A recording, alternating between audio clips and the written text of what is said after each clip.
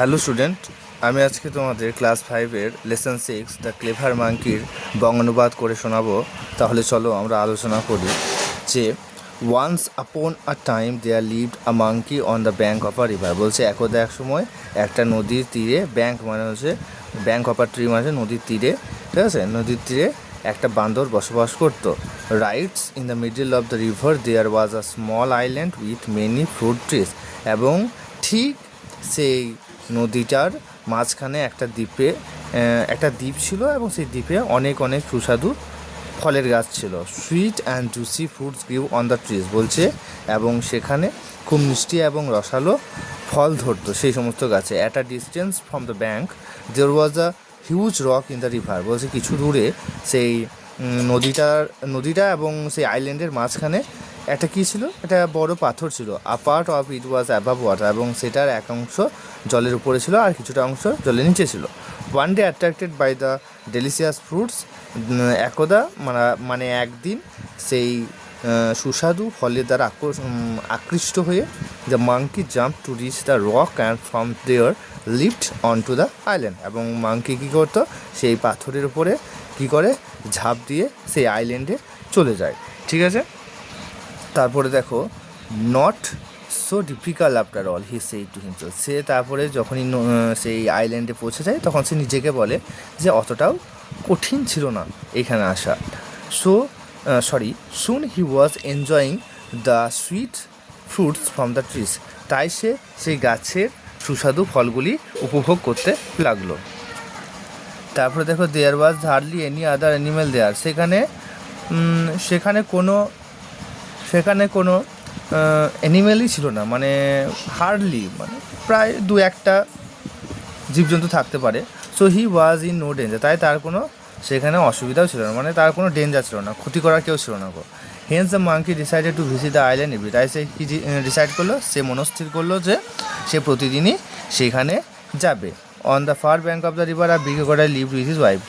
সেই নদীর কিছু দূরত্বে একটা কুমির বসবাস করতো তার স্ত্রীর সাথে। One day he notice the monkey crossing the river in his unique way. সে একদিন দেখলো তার সাধারণ ভঙ্গিতে বা ইউনিক ভঙ্গিতে যে নদী থেকে তারপরে পাথর থেকে আইল্যান্ডে এভাবে বান্দরটি যাচ্ছে, সেটা সেই কুমিরটা দেখলো। He told his wife. সে তার স্ত্রীকে বললো, ডিড ইউ সি হিম? তুমি কি তাকে দেখলে? Let's catch him tomorrow. তাহলে চলো কালকে তাকে ধরা যাক। Next morning however the crocodile found that catching the monkey was not easy. পরের দিন সকালে সে দেখলো কি যে বান্দরটিকে ধরা অতটাও সহজ নয়। The monkey landed on the rock. সেই বান্দরটা কী করতো, সেই পাথরের উপর ঝাঁপ দিত and in a flash jumped off on to the island. এবং মুহূর্তের মধ্যে সে আইল্যান্ডে চলে যেত।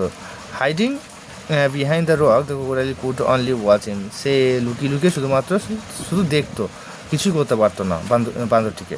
হি return home without his catch. সে না ধরেই তাই চলে গেল তার বাড়িতে ফিরলো। ডেজ ওয়েন বাই, দিনের পর দিন চলে যায়। The crocodile thought of many plans to catch the monkey. সেই ক্রোকোডাইল তাকে বান্দরটিকে ধরার বিভিন্ন চেষ্টা করে, বা নাথিং ওয়ার্ক, কিন্তু কিছুতেই কিছু কাজ করে না। The monkey always escape from his clutches.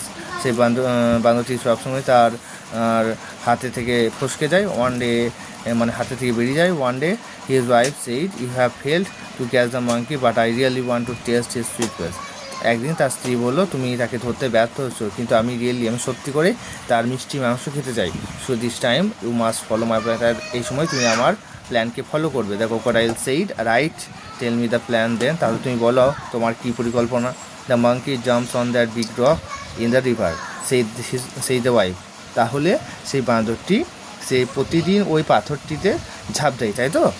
You must lie still on the rock. তাই তোমাকে কী করতে হবে, সেই পাথরের উপরে শুয়ে থাকতে হবে যাতে ও বুঝতে না পারে। When he jumps upon you, যখন সে তোমার উপরে ঝাঁপ দেবে, thinking to be a rock, তোমাকে পাথর ভেবে, you can catch him easily then, তখন তুমি তাকে সহজেই ধরে নিতে পারবে।